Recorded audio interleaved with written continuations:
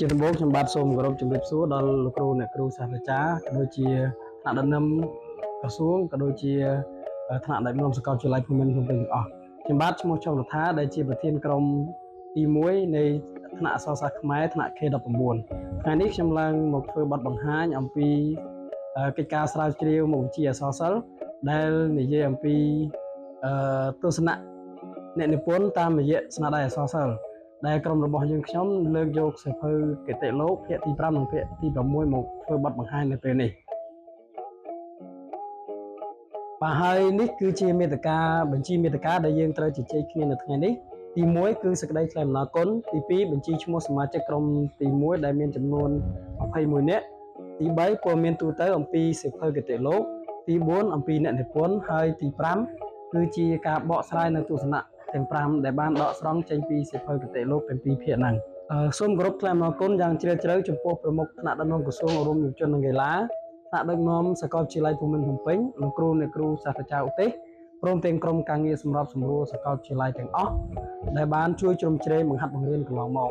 ជាពិសេសខ្ញុំបាទជាតំណាងក្រុមសូមគោរពអរគុណដល់លោកគ្រូសាស្ត្រាចារ្យដូចជាលោកគ្រូទូចផារ៉ាលោកគ្រូកេនរងសីលោកគ្រូអេងកំវ៉ាន់លោកគ្រូសំអេងលៀងលោកគ្រូសុកឈូនលោកគ្រូយូសុភានិងលោកគ្រូឆាន់កំសឿនដែលបានចំណាយពេលដ៏មានតម្លៃបង្រៀន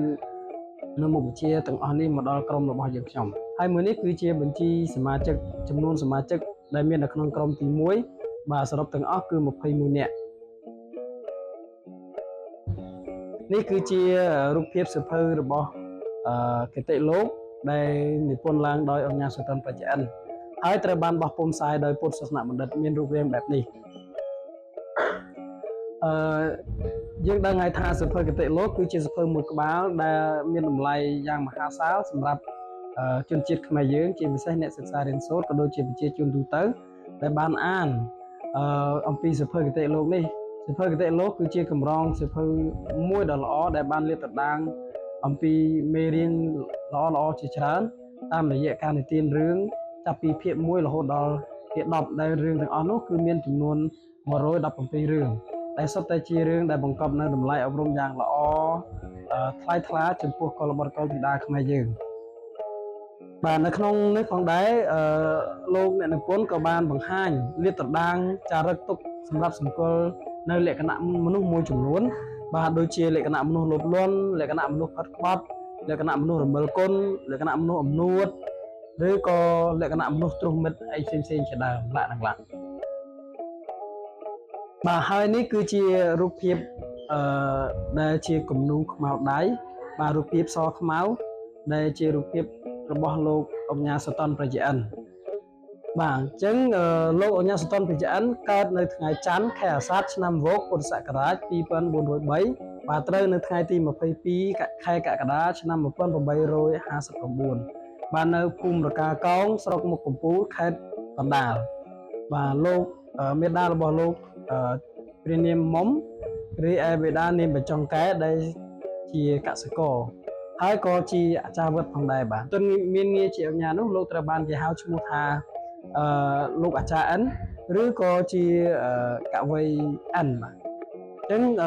លោកមានលក្ខណៈខាងក្រៅគួរជាទីគោរពដែលលោកមានមហាសាសបាទលោកពូកែពាក្យពេចន៍និយាយក្រមិចក្រមើមធ្វើឲ្យមនុស្សនឹងសប្បាយរីករាយប៉ុន្តែមិនមែនជារឿងឥតប្រយោជន៍នោះទេហើយលោកចូលចិត្ត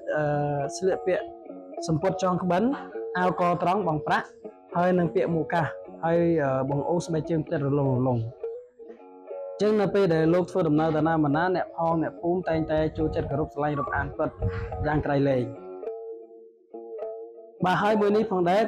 ក៏ជារូបរបស់លោកអញ្ញាសតនប្រជិនដែរប៉ុន្តែត្រូវបានផ្លាស់ប្ដូរផ្ទៃព្រោះខាងក្រោយជាពណ៌ខៀវចំណុចនេះគឺយើងជជែកអំពីការសិក្សានិងស្នាដៃរបស់លោកតើលោកសិក្សាបែបណាខ្លះហើយនឹងលោកមានស្នាដៃបែបណាខ្លះនៅក្នុងវិស័យអក្សរសាស្ត្រខ្មែរនេះបាទអញ្ចឹង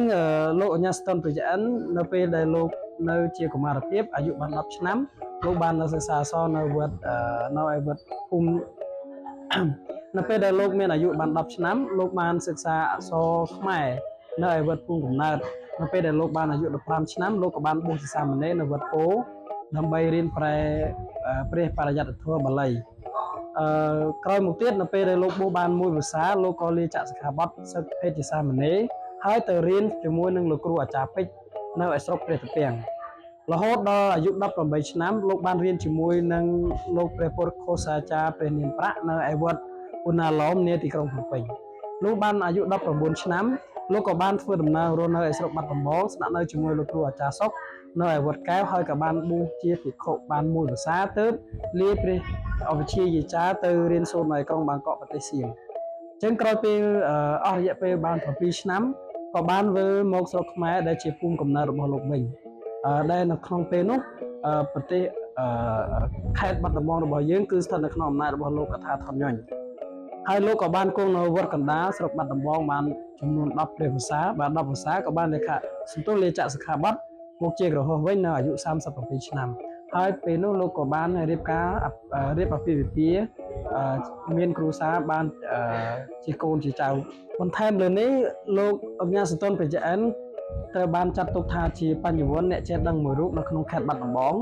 ពីព្រោះលោកមានទ្វេដៃពូកែខាងតែងកាបនិងចេះលើរឿងធម៌អាបាលីយ៉ាងជ្រៅជ្រះទៀតផងដោយសារលោកមានវោហារសាស្ត្រហ្នឹងទើបធ្វើឲ្យលោកកថាថនជុំស្រឡាញ់គាត់រាប់អានលោក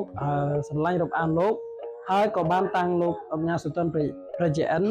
ទៅជាលួងវិចិត្រវោហារដែលមានន័យថាជាអ្នកដែលមានវោហារសាស្ត្រពូកែពាក្យពេចន៍សម្ដីនិយាយយ៉ាងក្បោះក្បាយជូនដល់មហាជនហើយក៏ធ្វើជាទីប្រឹក្សាការងារផ្សេងៗផងដែរយើងដឹងថានៅពេលនោះគឺលោកបានសម្រាយប្រែភាសាបាលីបាទទាំងអស់មាន44មុខខ្លះជាសភៅខ្លះជាសាស្ត្រាស្លឹករឹតហើយនៅពេលនោះដែរនៅក្នុងឆ្នាំ1904បាទនិង1907មានសន្ធិសញ្ញាបារាំងសៀមដែលត្រូវឲ្យប្រទេសសៀមនឹងប្រគល់ទឹកដីខ្មែរខេត្តបាត់ដំបងមកឲ្យប្រទេសកម្ពុជាវិញបាទអញ្ចឹងស្ដេចសៀមក៏បានប្រគល់ខេត្តបាត់ដំបងសៀមរាបស៊ីសផុនមកឲ្យខ្មែរវិញនៅតាមសន្ធិសញ្ញាចុះថ្ងៃទី23ខែមិថុនាឆ្នាំ1907គឺជាសន្ធិសញ្ញាមួយដែលបានចុះព្រមព្រៀងជារវាងបារាំងហើយនិងសៀមដែលត្រូវបានគ្រប់គ្រងដែនដីខ្មែរយើងមានខេត្តបាត់ដំបងសៀមរាបបាទស៊ីសផុនរហូតទៅមានសន្ធិសញ្ញានឹងកើតឡើងមកទៅខេត្តទាំងអស់នោះបានធ្លាក់មកដល់ការគ្រប់គ្រងរបស់ព្រះរាជាខ្មែរយើងវិញក្រោយមកលោកកថាថនឈុំនៅពេលដែលបានប្រគល់ខេត្តបាត់ដំបងមកកាន់ប្រទេសខ្មែរកម្ពុជាយើងវិញលោកក៏បានរត់ទៅនៅឯខេត្តប្រជុំបុរីនៅឯប្រទេសសៀមវិញបាទហើយបន្ទាប់មកទៀតលោកអញ្ញាសន្ទុនព្រះច័ន្ទក៏ត្រូវបានអ្នករាជការអញ្ជើញឲ្យមកធ្វើការនៅឯរាជធានីភ្នំពេញបាទនៅចាប់ពីឆ្នាំ1914ដល់ឆ្នាំ1924ហើយលោកក៏បានតែងចប់នៅវចនាធិប្បាយខ្មែរបាទហើយនៅក្នុងសាលាបាលីរវាងអាយុ55ឆ្នាំដល់អាយុ65ឆ្នាំហើយនៅពេលដែលលោកមានអាយុ65ឆ្នាំលោកក៏មានជំងឺប្រចាំកាយដែលព្យាបាលពុំជាសោះដែលរោគក្អកទោះបីជាកូនចៅគ្រួសារបានខិតខំយកថ្នាំសង្កូវព្យាបាលយ៉ាងណាក៏ជំងឺលោកពុំបានជាសះស្បើយរហូតដល់ទទួលមរណភាពនៅថ្ងៃទី8ខែវិច្ឆិកាឆ្នាំ1924នេះតែម្ដងឥឡូវនេះយើងងាកមកមើលអំពីស្នាដៃសំខាន់របស់លោកអញ្ញាសន្ទុនព្រះច័ន្ទគតិលោកបាទភាគ1បាទហើយនេះគឺជាសៀវភៅមួយក្បាលទៀតដែលលោកបានតែងនិពន្ធគឺចំណងជើងថានិរាសនគរវត្តបាទអញ្ចឹងនេះលោកអញ្ញាសន្ទុនព្រះច័ន្ទបាននិពន្ធឬក៏សរសេរសៀវភៅគតិលោកដែលជាច្បាប់ទូមានខ្លួនជាពាក្យរាយបាទបានចំនួន10ភាគបាទមានពីភាគទី1រហូតដល់ភាគទី10បាទហើយត្រូវបានបោះពុម្ពផ្សាយជាលើកទី2ដោយពុទ្ធសាសនបណ្ឌិតនៅឆ្នាំ1971បាទអត្ថបទមួយទៀតគឺនិរាសនគរវត្តគឺជាពាក្យកាព្យជាប្រភេទបទពាក្យ8ហើយបោះពុម្ពនៅឆ្នាំ1969សុភាសិតច្បាប់ស្រីកាព្យកម្ពុជាសូរិយាឆ្នាំ1934រឿងអំបែងចេកឬព្រះសុនន្ទរាជជាពាក្យកាព្យបោះពុម្ពនៅឆ្នាំ1953លោកនីតិបកពុទ្ធសាសនបណ្ឌិតលើកទី2ឆ្នាំ1953ហើយក៏មានព្រះរាជពង្សសាវតាខ្មែរបកប្រែពីភាសាសៀមមកជាខេមរៈភាសាហើយនៅអត្ថបទផ្សេងៗជាច្រើនផងដែរអញ្ចឹងចំណុចទី5ដែលជាចំណុចបកស្រាយនៅទស្សនៈទាំង5ដែលបានដកស្រង់ចេញពីសៀវភៅគតិលោកភាគទី5និងភាគទី6បាទអញ្ចឹងឃ្លាទី1នោះគឺថាបុគ្គលទាំងឡាយក្នុងលោកនេះសឹងមានអាហារជាថ្នាំកែរោគឃ្លានការឃ្លានគឺជារោគធំបំផុតបុគ្គលណាដែលចង់រស់នៅតែឯងមិនគិតដល់អ្នកដទៃផ ផងដល់ពេលមានទុកក៏ហៅឲ្យគេមកជួយគេពុំជួយបានឡើយត្រង់កន្លែងនេះចង់បានន័យថានៅពេលណាដែលយើងមិនគិតដល់អ្នកដទៃហើយចង់រស់តែខ្លួនឯងបើមានរបស់ឆ្ងាញ់លោភលក្ខពិសាតែឯងនៅពេលដែលមានហេតុការណ៍អាក្រក់កើតឡើងដល់ខ្លួននោះគេមិនអាចមកជួយយើងបានទេបាទហើយនេះដកស្រង់ចេញពីរឿងព្រះចៅអត្តកាហើយនឹងកូនសិស្ស2នាក់ថ្ងៃមួយនោះនៅពេលដែលមានគេប្រគេនចង្ហាន់មកដល់ព្រះសង្ឃមានត្រីចៀនហើយព្រះសង្ឃនោះក៏គិតតែពីឆាន់ខ្លួនឯងក្មេងៗក៏បានស្រែកថាអូផែនដីនេះចាប់ផ្ដើមក្រឡាប់ចាក់ហើយអញ្ចឹងជានៃបច្ចិតវិជាប៉ុន្តែធាតុពិតលោកគ្រូចៅអត្តការនឹងនៅតែឆាន់ទាំងអស់ដោយពុំបានគិតពីកូនសិស្សក្មេងៗទាំង2នាក់នោះទេហើយស្រាប់ពេលដែលលោកកំពុងតែឆាន់យ៉ាងរីករាយមានសត្វក្របីកាចមួយក្បាលបានបល់ចូលមកនៅពេលនោះពួកក្មេងៗក៏ឡើងលើដើមឈើបាត់អត់បានជួយក៏ក្របីនោះក៏ស្វាត់វែងធ្វើឲ្យលោកចៅអត្តការនឹងស្លាប់តែម្ដងចឹងហើយទើបមានទស្សនៈនេះលើកឡើងនៅក្នុងសាច់រឿងដែលជាតម្លៃអប់រំមួយដល់សាធារណជនបាទចំណុចទី2គឺបុគ្គលដែលមានចិត្តបរិសុទ្ធតែងរស់នៅប្រកបដោយសេចក្តីសុខឯបុគ្គលមានចិត្តរិស្យាចង់បំផ្លាញអ្នកដទៃតែងតែជួបក្តីវិនាសអន្តរាយក្នុងជីវិតអញ្ចឹងយើងដឹងថាទស្សនៈនេះគឺបង្ហាញនៃត្រង់សុទ្ធសាធតែម្ដងបុគ្គលណាដែលមានសេចក្តីល្អប្រកបដោយសេចក្តីសុខរីឯបុគ្គលណាដែលមានចិត្តរិស្យានិន្ទាឈ្នានេះយកឈ្នះចាញ់អ្នកដទៃតែងតែជួបនៅសេចក្តីអន្តរាយក្នុងជីវិតរស់នៅពុំសុខស្រួលឡើយបាទចំណុចទី3គឺក្នុងការរស់នៅត្រូវចេះប្រមាណខ្លួនកុំធ្វើអ្វីមួយឲ្យហួសពីសមត្ថភាពរបស់ខ្លួននោះជីវិតជួបតែរឿងល្អត្រង់កន្លែងនេះលោកបានផ្ដាំយើងថាកុំធ្វើអ្វីឲ្យលើសពីសមត្ថភាពខ្លួនអ្វីដែលយើងមានពីព្រោះកាលណាយើងធ្វើលើសពីអ្វីដែលយើងមាននោះយើងនឹងមានបញ្ហានៅពេលក្រោយដោយសុភាសិតខ្មែរពោលឃើញដំរីជួសកុំជួសតាមដំរីទស្សនៈទី4គឺអំពីការយល់ដឹងតម្លៃអ្នកដទៃគឺជាកលឹះឲ្យមានសន្តិភាពយើងដឹងថាអ្នករាល់គ្នាប្រាថ្នាចង់រស់នៅប្រកបដោយសេចក្តីសុខសន្តិភាពទាំងផ្លូវកាយនិងផ្លូវចិត្តដូច្នេះការយល់ដឹងពីតម្លៃរបស់អ្នកដទៃគឺជារឿងដែលល្អត្រឹមត្រូវដែលមនុស្សគ្រប់គ្នាចាំបាច់ត្រូវតែមានហើយចេះផ្ដល់តម្លៃឲ្យគ្នាទៅវិញទៅមកចំណុចទី5ដែលជាគំនិតទស្សនៈចុងក្រោយគឺថាកុំចង់បានរបស់អ្នកដទៃដែលគេមិនបានឲ្យនៅត្រង់កន្លែងនេះចង់